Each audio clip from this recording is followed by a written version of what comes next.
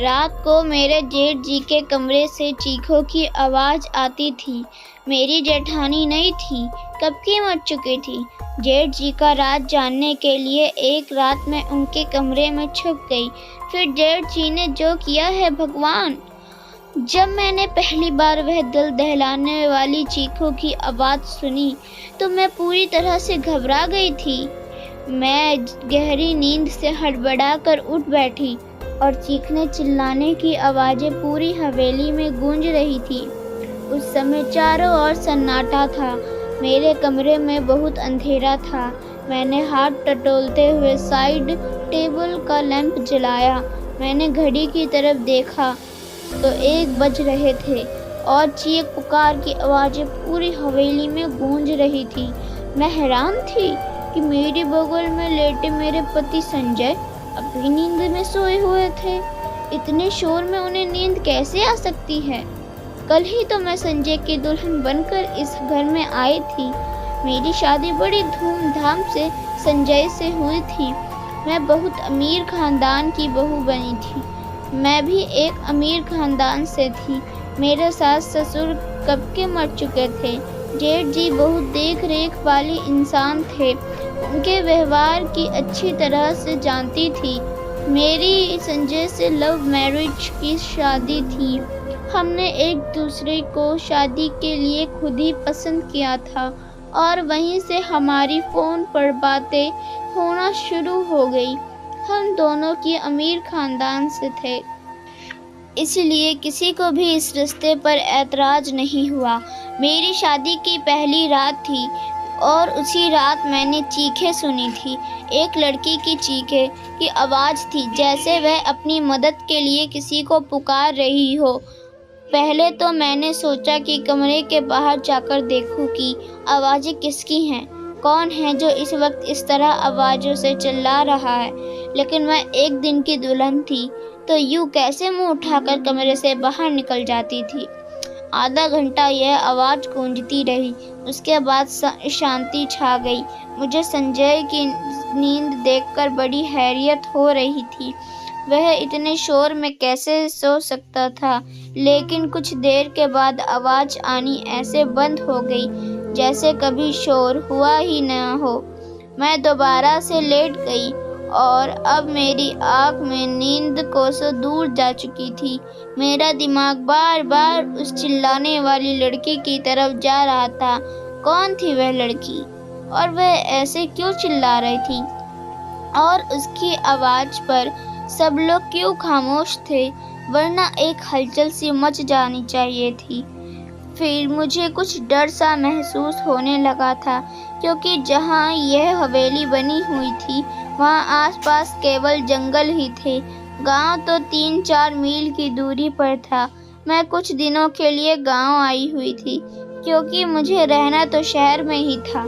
शादी से पहले मेरी यह बात तय हुई थी और शहर में भी इन लोगों का बंगला बहुत खूबसूरत बना हुआ था। मैंने हवेली तो इतनी बड़ी थी कि ना जाने कितने कमरे यहाँ पर बने हुए थे। यहाँ का बगीचा बहुत बड़ा बना हुआ था। मुझे तो इस हवेली में घुसते ही किसी महल जैसा लगने लगा था। मैंने बस थोड़ी सी नज़र ही डाली थी, लेकिन यहाँ की अमीरी देखकर मेरी आंखें चौधिया सी गई थी। मेरा कमरा फूलों और कैंडल से सजाया गया था। मैं खुद पर जितना भी गुरूर करती उतना ही कम था। हम दोनों को देखकर सब दिया बाती की जोड़ी कहते थे, मगर आज की रात जो कुछ मैंने सुना था और दिमाग ने काम करना बंद कर दिया था। ना जाने कब सोचते सोचते मैं फिर से नींद की वादियों में खो चुकी थी। सुबह संजय प्यारी सी मुस्कान लिए मुझे जगा रहे थे। कहने लगा, उठ जाइए मैडम जी, ये दिल्ली नहीं है जो आराम से चादर तान के सोई रहेंगी। मैंने धीरे धीरे आंखें खोली तो वह उठ चुका था। संजय बिस्तर से उठकर अपने कपड़े निकाल रहा था। मुझसे कहने लगा कि तुम्हारा सामान ड्रेसिंग रूम में पड़ा है और तुम्हें वही पहनना है। मुझसे कहकर वॉशरूम में चला गया। मैं बिस्तर से उठकर बैठ गई। पहले तो मुझे ऐसे लगा कि रात वाली बात शायद मेरा कोई वहम था, मैं वही बात सोचते सोचते ड्रेसिंग रूम में चली गई, जो मेरे ही कमरे में बना हुआ था। इतना भारी भरकम जोड़ा देखकर मेरी आंखें फटी रह गई। मैंने फ्रेश होने के बाद बहुत ही मुश्किल से उन कपड़ों को पहना। संजय कमरे में जा चुका था, तो कुछ लड़कियां मुझसे पूछकर मेरे कमरे में आई और मुझे जेवरात पहनाने लगी, तैयार करने लगी। जब मैं सज धज कर बाहर आई तो मेरे जेठ जी सामने कुर्सी पर बैठे थे। उन्होंने मुझे देखा और मुस्कुराने लगे। फिर मेरे पास आए और मुझ पर हज़ारों के नोटों की बारिश करके मेरा स्वागत किया। फिर मुझे बाहर ले गए, जहां गांव की औरतें मुझे देखने के लिए कब से मेरा इंतज़ार कर रही थी। गर्मी और धूप में न जाने वह कब से बाहर बैठी थी। वह मेरी एक झलक देखने के लिए वहां पर बैठी हुई थी। मेरे जेठ जी कहने लगे, यह हमारे घर की नई मालकिन है, संजय की बीवी। सभी औरतें मुझे नमस्ते करने लग गई। मैं थोड़ी देर से ज़्यादा वहाँ रुक नहीं पाई थी। तेज धूप ने मेरी हालत खराब कर दी थी। जल्दी जल्दी मैं अंदर गई, अपने कमरे में एसी ऑन करके बैठ गई। पूरा दिन लगातार लोगों का आना जाना लगा रहा। संजय से मेरी मुलाकात बस रात को हुई थी, वरना वह पूरा दिन मर्दों के साथ ही रहे थे। गांव के कुछ और ही रस्मों रिवाज होते हैं। पति पत्नी आपस में कम वक्त और दूसरों के साथ ज़्यादा वक्त गुजारते हैं। यही मेरे साथ भी हुआ था। रात तक मैं थकान से चूर हो चुकी थी, इसलिए लेटते ही मुझे नींद आ गई और संजय मुझसे कहने लगा कि गांव के माहौल में तुम परेशान हो गई हो। वह मेरी तरफ प्यार से देखने लगे। फिर मैंने आंखें खोली और थोड़ा सा मुस्कुरा दी। मैंने कहा, संजय, बस जल्दी से दिल्ली वापस जाने का सोचो। मुझे ऐसे माहौल की आदत नहीं है। मेरी बात पर ना जाने क्यों संजय की मुस्कुराहट गायब हो गई थी। फिर वह बेड पर टेक लगाकर बैठ गया और कहने लगा, अभी तो ऐसा मुमकिन ही नहीं है, लेकिन मैं कोशिश करूँगा। मैं नींद में होते हुए भी पूरी आंखें खोलकर उसको घूरने लगी। संजय, मैं गांव में 2 दिन से ज़्यादा नहीं रह सकती। यह बात तुम अच्छी तरह से जानते हो। मुझे घुटन होती है यहाँ के पहनावे से, यहाँ के रहन सहन से। अजीब घुटन सा माहौल है यहाँ का। मैं नहीं रह सकती यहाँ पर। मेरे बात सुनकर वह किसी गहरी सोच में चला गया। उसे सिगरेट निकाली और लाइटर से जलाकर पीने लगा। मैं नींद में चूर थी, इसीलिए सो गई। रात को फिर से मेरी आंखें शोर से खुली थी। वही एक लड़की की चीख पुकार, अपने बचाव के लिए मदद मांगती हुई। मैं तुरंत उठकर बैठी और मैंने संजय को भी जगा दिया। वह मुझे नींद में देखने लगा। मैंने कहा, संजय, किसी की चिल्लाने की आवाज़ें आ रही है। मेरी बात पर संजय ने नजरें चुराई और कहने लगा, कैसी आवाज़ें? मुझे यहाँ तो कोई आवाज़ नहीं आ रही। मैं उसकी यह बात सुनकर हैरान रह गई थी। ये कैसे मुमकिन था? मुझे तो लड़की के चिल्लाने की आवाज़ें आ रही थी, लेकिन संजय को नहीं आ रही थी। मैंने हैरत से संजय की तरफ देख मैंने कहा है कि लड़की की आवाज़ में तुम्हें सुनाई नहीं दे रही है? वह कहने लगा, नहीं, मुझे कोई भी आवाज़ सुनाई नहीं दे रही है। मुझे नींद आ रही है। मुझे परेशान मत करो। यह कहकर वह फिर से सो चुका था और मेरा डर के मारे बुरा हाल था। क्या यह आवाज़ सिर्फ मुझे ही सुनाई दे रही थी? इसका मतलब कोई भूत प्रेत? यह सोचकर डर से कांपने लगी थी। डर की वजह से मैं संजय से चिपक के सो गई। मेरा दिल जोर जोर से धड़क रहा था। अब तो मुझे इस हवेली में एक दिन भी नहीं रुकना था। मुझे तो भूतों से बहुत डर लगता था। अगली सुबह ही मैंने संजय से शहर जाने की जिद शुरू कर दी। मैंने कहा, मुझे वापस दिल्ली जाना है। मुझे डर महसूस हो रहा है। मुझे 2 दिन से ये किसी के चिल्लाने की आवाज़ सुनाई दे रही है, जैसे कोई लड़की मदद के लिए पुकार रही हो। मैं यहाँ नहीं रह सकती। डर की वजह से ऐसा लग रहा था जैसे मैं अभी अभी रो दूंगी। और संजय मुझे ध्यान से देख रहा था। वह बार बार नज़रें चुरा रहा था। वह मुझसे कहने लगा, वर्षों से इस हवेली में ऐसे ही साए हैं।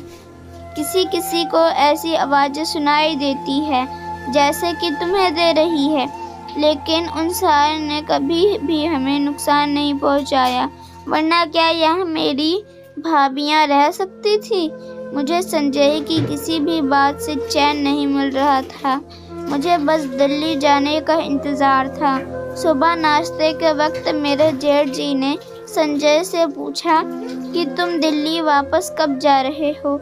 यह सुनकर संजय का चाय का कप हाथ में ही रह गया था, लेकिन मैं दिल ही दिल खुश थी कि किसी को तो हमें गांव से दिल्ली भेजने का ख्याल आया।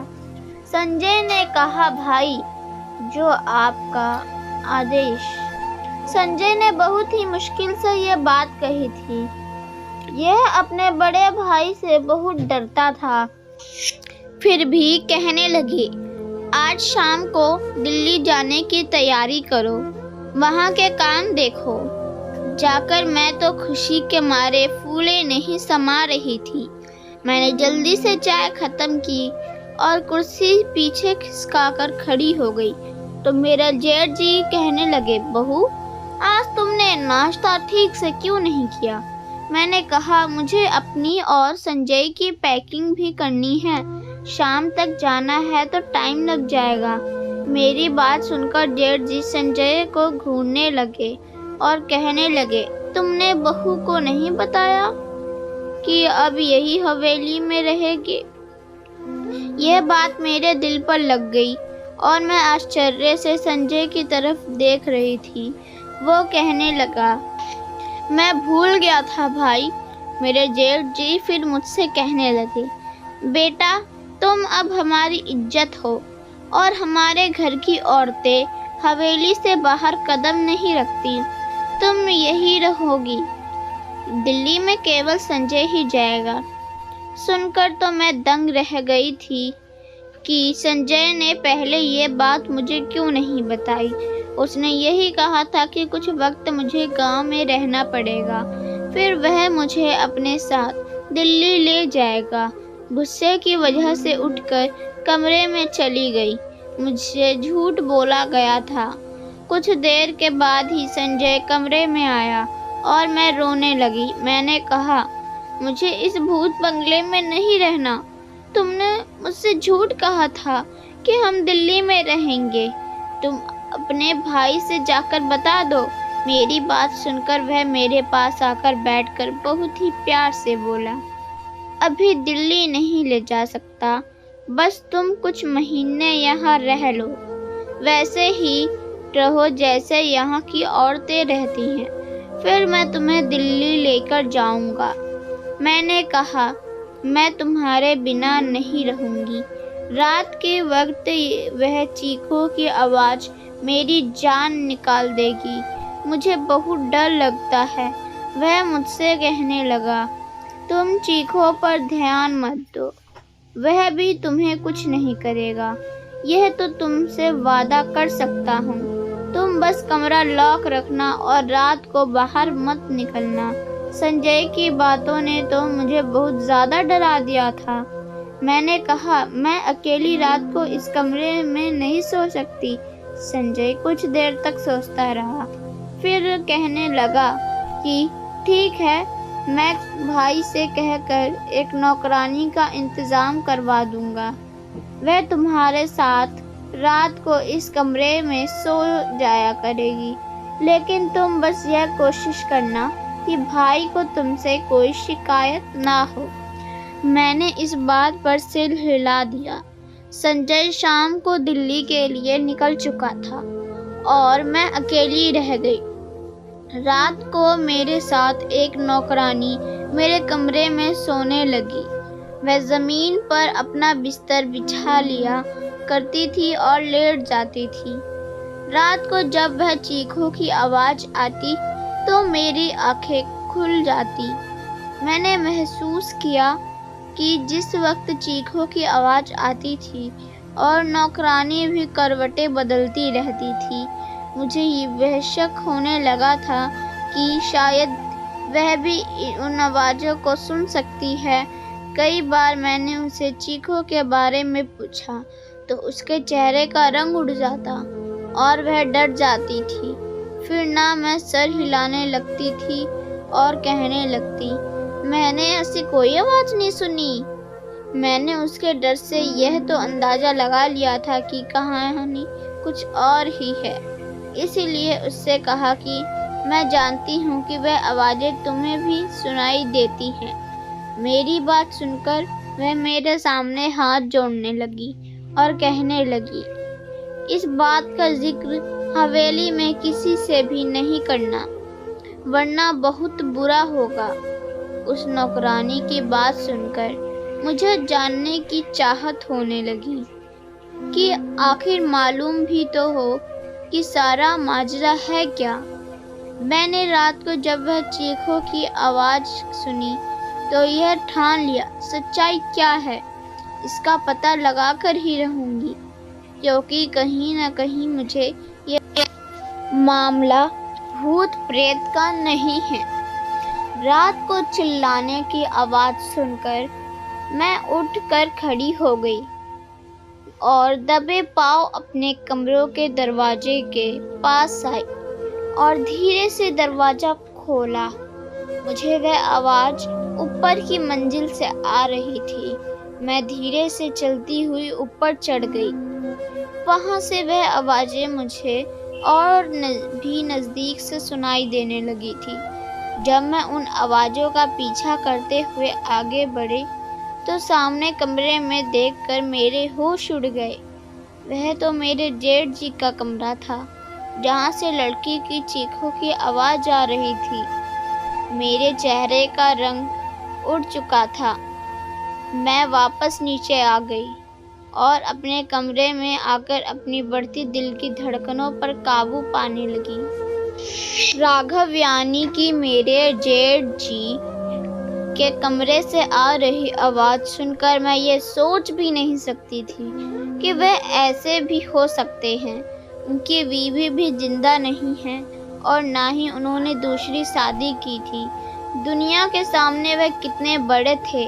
फिर वह आवाज़ें, मैं खुद से ही बात करने लगी। मेरे दिल में उनकी बहुत इज्जत थी। मैं उनके बारे में इस तरह से सोच भी नहीं सकती थी। मेरी आंखों से आंसू बहने लगे। मैं अपने बेड पर बैठकर रोने लगी। मेरा जेठ और औरतों के साथ नहीं, ऐसा कैसे हो सकता है। गांव वाले तो उनकी बहुत इज्जत करते हैं। फिर यह सब क्या था? यह उनका कौन सा रूप था जो आज मैंने अपनी आंखों से देखा था। मेरी पूरी रात जागते हुए कटी थी, क्योंकि मैं उनके बारे में ऐसा सोच भी नहीं सकती थी। सुबह नाश्ते पर वह उसी तरह बैठे थे।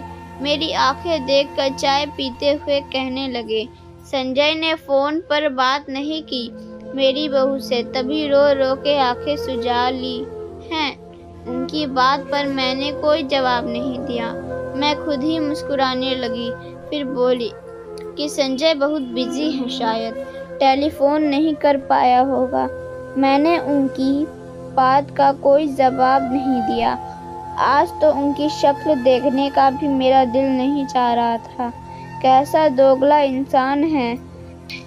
दिन में नेक और रहम दिल बना रहता है और रात को ही सोचकर ही मेरा शरीर कांपने लगता था। मैं सोच चुकी थी कि अब उनका पर्दाफाश करके ही रहूँगी, लेकिन मैं नहीं जानती थी कि मैं अपने लिए कितनी बड़ी मुसीबत खड़ी करने जा रही हूँ। जब मैंने वही आवाज़ दोबारा सुना तो फिर उसी कमरे के बाहर चली गई। कमरे के हॉल में देखने लगी तो एक 15 साल की लड़की थी। गांव की लग रही थी। उसके चेहरे से उसका दर्द साफ साफ पता चल रहा था। वह हाथ जोड़े अपनी इज्जत की भीख मांग रही थी, चिल्ला रही थी, लेकिन मेरे जेठ जी ने बड़ी बेदर्दी से उसका दुपट्टा उतार कर फेंक दिया था। मैं उससे ज़्यादा नहीं देख सकती, वापस पलट आई। कैसे भी करके मैंने वो रात काटी थी। सुबह होते ही मैंने संजय को फ़ोन किया और कहा, तुमने मुझसे इतना बड़ा झूठ बोला।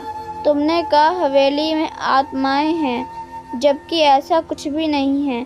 वह आवाज़ें गांव की मासूम लड़कियों की है, जो तुम्हारे पिता जैसे भाई की हवस का निशाना बनती हैं। मेरे मुंह में जो जो आ रहा था मैंने कह दिया। मेरी बात सुनकर वह गुस्से में आ गया और कहने लगा कि अपनी जुबान को बंद रखना, जैसे हवेली के सभी लोग रखते हैं, वरना तुम्हें राघव की ताकत का अंदाज़ा नहीं है। तुम्हें जान से मार डालेगा। संजय की बात सुनकर जितनी हैरानी हुई उतनी कम थी।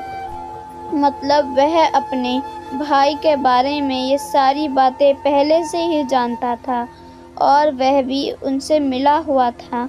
इसमें मैंने फ़ोन बंद कर दिया, क्योंकि बुराई होता देखकर मैं ऐसे चुप नहीं रह सकती थी।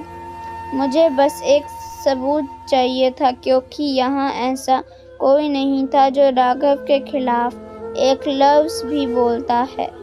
इसीलिए मैंने रात होने से पहले ही बीमारी का बहाना किया और अपना कमरा लॉक करके अपने कमरे में बंद हो गई। मैं जानती थी कि राघव कब ऊपर जाता है, इसीलिए मैं अपनी पिछली खिड़की से बाहर निकली और पाइप लाइन के सहारे ऊपर की तरफ पहुंच गई। राघव के कमरे के बाहर की खिड़की उस वक्त खुली हुई थी। मैं उस खिड़की के ज़रिए उस कमरे में पहुंच गई और उस कमरे को किसी दूल्हे के कमरे की तरह सजाया हुआ था। मैं उसी खिड़की के पास एक कोने में छिप गई। रात 1 बजे राघव उस कमरे में आया और सामने सोफे पर बैठ गया। कुछ देर के बाद उनका नौकर शराब की बोतल लेकर आया और सामने टेबल पर रख दिया। मैंने अपने मोबाइल का कैमरा ऑन कर दिया। कुछ देर के बाद एक 14 साल की मासूम सी लड़की उस कमरे में आई। वह चिल्ला रही थी, बार बार यह कह रही थी कि उसे उसके घर वालों के पास जाना है। नौकर उस लड़की को कमरे के अंदर धकेल कर कमरा बंद करके चला गया। एकदम आराम से सोफे पर बैठा उस लड़की की बेबसी का तमाशा देख रहा था, जो बहुत ज़्यादा रो रही थी, दरवाज़ा पीट रही थी, अपने बचाव के लिए मदद मांग रही थी। उसकी चीख पुकार हवेली की बेजान दीवारों में गूंज रही थी। वहाँ के लोग इस जुल्म पर बिल्कुल खामोश थे।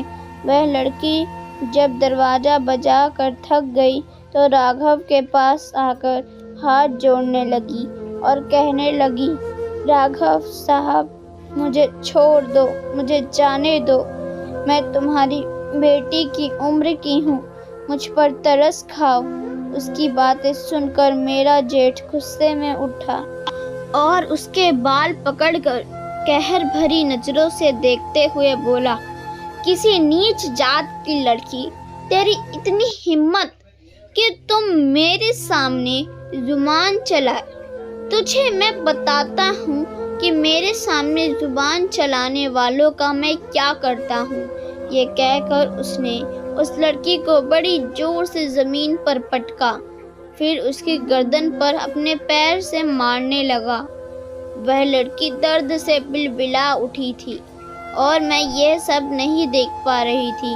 न जाने कैसे मैंने खुद को काबू में किया। वहाँ खड़ी वह लड़की कुछ देख रही थी। फिर मेरे जेठ ने उस लड़की को पकड़कर बिस्तर पर पटका और अपना सिगरेट जलाकर जैसे ही उसने लड़की के चेहरे पर लगाया, उस लड़की की चीख के साथ साथ मेरी भी चीख निकल गई। राघव तुरंत ही वहाँ से पीछे हटा। मेरी चीख से समझ गया था कि कमरे में उस लड़की के अलावा कोई और भी है। इससे पहले कि मुझे ढूंढता, मैं उसी खिड़की से बाहर निकल गई, लेकिन शायद वह मुझे देख चुका था, क्योंकि मैं कोई प्रोफेशनल जासूस तो नहीं थी, एक आम सी लड़की थी। मैं जिस रास्ते से आई थी उसी रास्ते से नीचे उतर गई, लेकिन अपने कमरे के बजाय हवेली के पीछे चली गई। मैं वहीं जाकर छुप गई। मुझे पूरी हवेली में एक हलचल सी महसूस हुई थी। बहुत कदमों की आवाज़ सुनाई दे रही थी।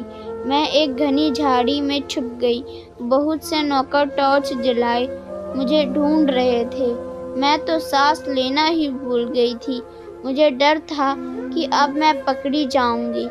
कुछ देर के बाद नौकर वहाँ से चले गए। उनके जाते ही मैंने सुकून की सांस ली। मैं एक बड़े से पेड़ पर चढ़ने लगी, जो इस हवेली की दीवार से चिपका हुआ था। उस पेड़ पर चढ़कर मैंने दीवार से दूसरी तरफ देखा तो वह एक घना जंगल था। मैं वहाँ कूद गई थी। मैं नहीं जानती थी कि मैं उस जंगल को पार करने के बाद कहाँ पहुँच जाऊँगी, लेकिन मैं लगातार भाग रही थी। सुबह तक मैं भागती रही। जैसे ही हल्की हल्की रोशनी हुई, मैं सड़क पर पहुँच चुकी थी। उसी वक्त एक बस दिल्ली जाने के लिए वहाँ से गुजर रही थी। मैं उस बस में बैठ गई और पूरे रास्ते भर मैंने अपना चेहरा दुपट्टे से छुपाए रखा। दिल्ली पहुँचते ही मैंने अपने पापा के दोस्त, जो कि IPS अफसर थे, उन्हें यह वीडियो दिखा दी। मेरी वजह से उस गांव के इस घिनौने खेल का किस्सा खत्म हुआ था और राघव के साथ साथ संजय भी पकड़ा गया था। वो लोग गांव की कम उम्र की लड़कियों के साथ गलत करके उसे दूसरे देश में भेजते थे और कुछ को मार देते थे, और मेरे पति दिल्ली में वही काम करते थे। इसीलिए मुझे अपने साथ लेकर नहीं गए थे। मैंने अब संजय से तलाक ले लिया था, क्योंकि मैं ऐसे शख्स के साथ ज़िंदगी नहीं गुजार सकती थी। मुझे खुशी थी कि मेरी वजह से बहुत सी लड़कियां बच गई थी। दोस्तों, उम्मीद करती हूँ कि ये कहानी आपको पसंद आई होगी। अगर पसंद आई हो तो कृपया लाइक और सब्सक्राइब करना ना भूलें और कमेंट करते रहिए। धन्यवाद।